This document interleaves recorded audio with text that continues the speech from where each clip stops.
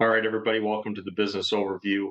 Uh, the purpose of tonight is to help illustrate a couple perspectives to keep in mind when trying to look at business practices. And I think what you'll find, which I hope makes you feel more confident and comfortable, is that the more we can pay attention to our kind of internal processes.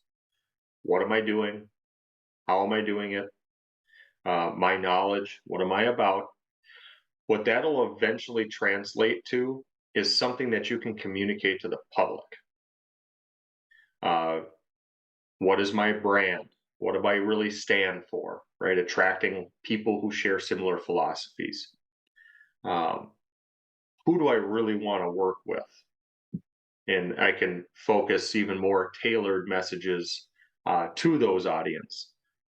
Partnerships, knowing the type of work that I want to get into, right? Because I reflected on my internal processes, is going to change maybe what partnerships might look like. Do I want to partner with peers, right, who may have slightly different capabilities so that we can work together to secure a bigger contract? Or maybe they have certain resources that I don't, and maybe we partner and I can use their assessment or I can use a program, and then they can just get 10% off sales, right? Something like that. Or just in general, getting expanding my reach. I want to just improve my visibility. I want to expand the different types of athletes I'm working for. So maybe a partnership with a high performance gym might make sense. All these things get easier to think about uh, once we get comfortable with our internal processes first, because so much is commercialized when we're in school, and you see social media and terms like marketing, branding, these things get thrown around, and we get so focused externally, we forget to kind of pause and look at what we have here.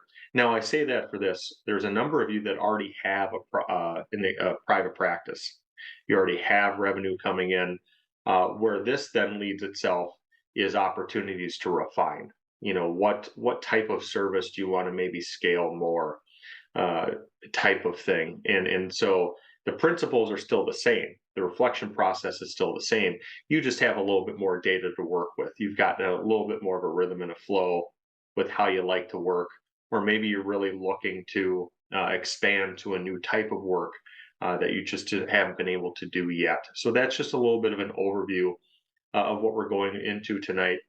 And as I talk through it, I'll also introduce some of the speakers that'll come in to address some of these areas that is out of my expertise, and I've had to learn from them, along the way as well.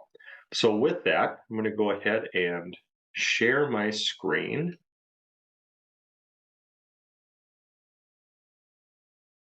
just to provide this as a visual aid as we're talking through this. So when it comes to the business considerations, as I said, internal and external processes are really going to influence the guy right there in the middle of business strategy. The reason, at least for me, I'm sharing a way to organize all of this. It's just a way that has made sense for me, internal and external, because there's a couple of these that you're going to walk away with school having some introduction to. Clearly, your knowledge. The challenge with school is your knowledge isn't packaged into something um, that is easy to communicate to the public. That's going to take time, which is why it's so important to organize your knowledge and the type of ways in which you like to work, because services are tangible. That's what's going to relate to the community, right? So when you are trying to go out and do work, you can say, "This is how you can work with me." It becomes much easier to talk about, and this is an ongoing reflection. But you kind of have to start there before you're going to know what you're trying to put out to the public. What is your brand that you want? Well, how do you want people to think of you? Marketing is just communication. What's the message I want to tell people out there? Do I have a target audience? These are all things that are very, very difficult to answer unless you just take a time out and reflect on your processes here. And the reason I say processes on its own, reflecting on a philosophy is a wonderful thing. It's going to guide how you organize your knowledge, your services, even your day-to-day operations. That conversation by itself, though, isn't going to help you run a business. It's part of a bigger piece. Knowledge, we all have that. We all graduated or about to graduate, but that's not enough to know how to run a business. There's more. Services. Almost all of us are going to leave school primarily having one-on-one coaching service experience, and some will also have a combination working with groups. Sometimes it takes, I'm going to go work for the military for a little bit, get experience delivering workshops, get a real feel for that, because that might influence my philosophy. So for a lot of us, this is very difficult to pin down right after school. Sometimes you just have to go and get to work first and see hundreds of reps before this starts to kind of crystallize with what we really like. But I'm telling you now because it's a great place to start when it comes to reflecting. Because if we're reflecting, our ability to start getting into business practices will be easier. So these are just things to help guide the reflection as you're putting things together. So let's start with the first part, knowledge. Uh, we'll talk about this in other ways, but your knowledge set kind of sets up what your capabilities are. Like topically speaking, what are the things that I can do and support? We talk about mental toughness or mental health. Uh, just jot those things down. Knowledge wise, like what are the topics that I can actually go out and support and address for individuals and groups? That's a great way to start this whole process. And people may go back and forth. Start with your philosophy, start with your knowledge. I think it's a dime a dozen either way, because sometimes we have to capture what we know before we start having a philosophy about it. Versus, I'm going to start with what drives me, what I'm about, what motivates me, what I've seen, and then come back to knowledge. It's okay. Whatever you want to do. These two are cyclical and will feed off each other. So take your time with it. But if you're a lister, just list it out. I think when you visually see it in front of you, it'll start crystallizing. If you're a mind mapper, go ahead and mind map it. If you like the visual, put the topic area in the middle and then just start drawing your idea bubbles around that. Once everything's all mapped out, then you can start organizing it. But either way, list or mind map, start here in these two areas. Once you get there, then you can go to the services. Because how do I want to actually deliver that support? Some people love one-on-one coaching.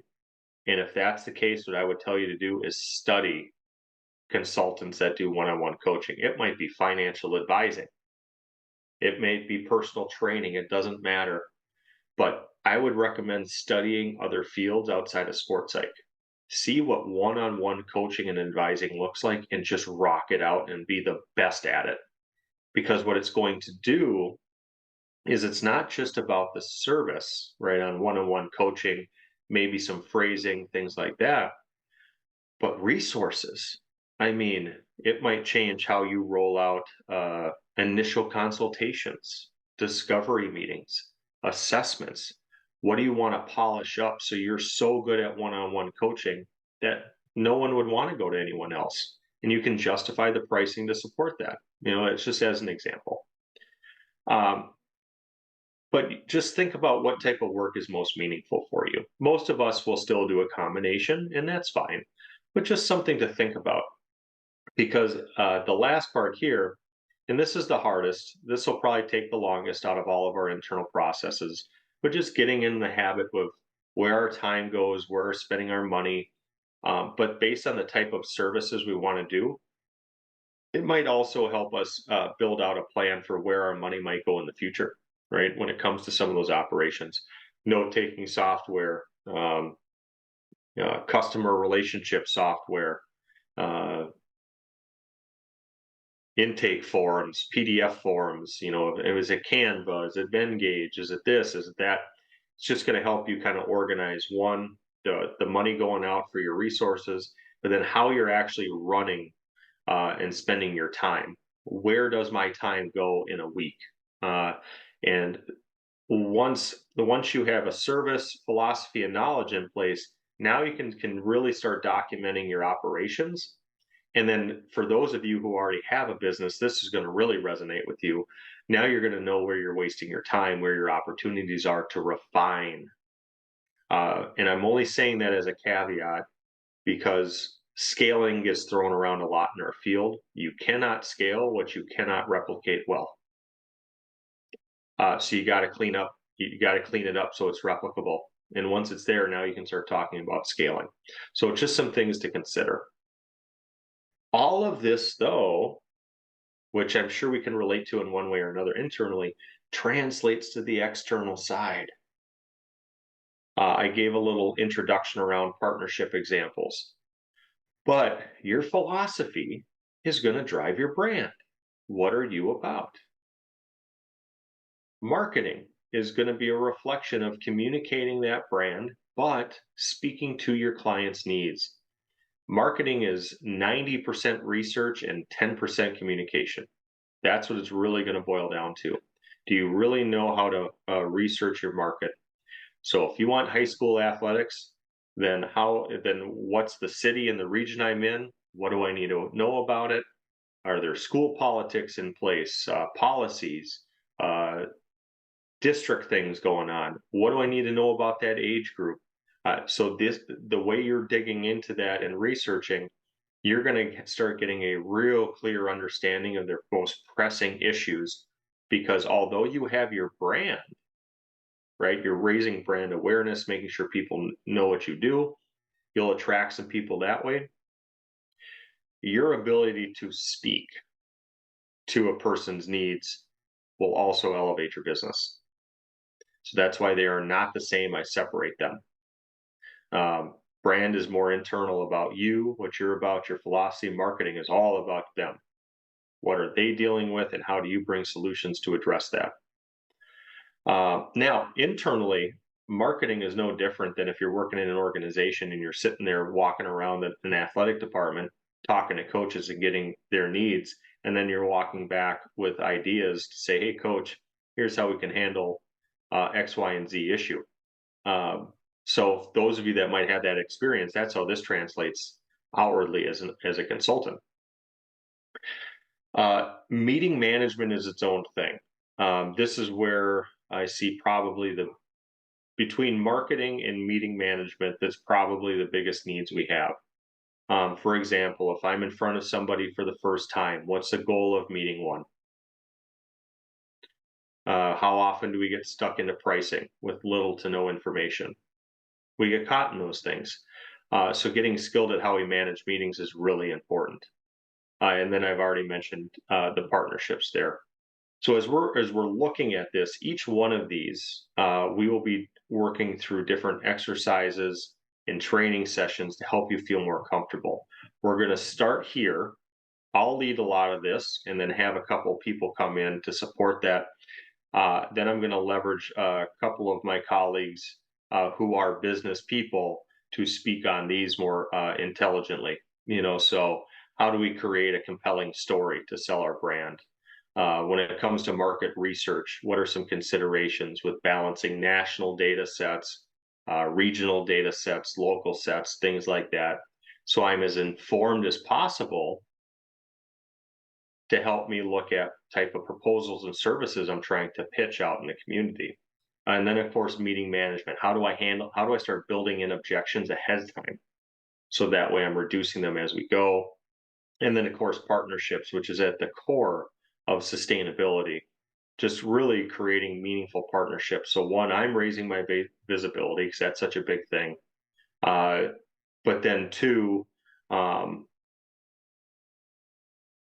really in tune with my goal and strategy of where I'm wanting to go. When it comes to partnerships, I just think there's so many creative ways that we can help each other out, as colleagues and peers, as well as understanding what type of partnerships out in the community would make sense locally, with whether it's high performance gyms, different sport and training organizations, where it can be really fun collaboration. Anything from joint training sessions to you're elevating their business practices, by being a resource, et cetera, et cetera. It continues to blossom, uh, and makes it easier, because that way you're not, oh, and this is the last piece, you're not doing just cold call outreach. That is not a sustainable business if that is your main source of finding leads, is just picking up the phone and sending emails.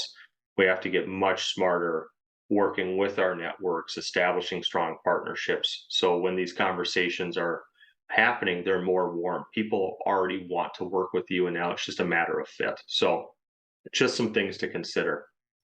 So tonight is just an introduction. Just wanted to give you an idea of what we're going to be diving in deeper. Um, since no one was able to make it on tonight, there won't be any specific questions we'll be covering, but at least you'll know kind of how we're looking at this and how we can translate that into business practices with your websites, your relationships, your outreach, your resources, just the things you're doing to propel yourself forward. Uh, Outside of that, the first two other professionals I'm going to bring in to help, one will be on the marketing and branding piece, just helping create a little bit better or stronger story that can resonate with your communities. His name is Derek Runquist. You'll see him soon. A couple of you have met him in the past because of his work on partnerships, but we'll be bringing him in. And then I have uh, another individual who's really strong with managing objections, and just how you can kind of anticipate those instead of just feeling like you got to react to them all the time, so you can kind of remove the objections before they happen, kind of thing. So those will be the first couple things on tax. I think they're more interactive, pretty fun. And of course, if you have ideas or questions, please send them to me so I can start lining up the series of trainers to come in, and we'll rock and roll.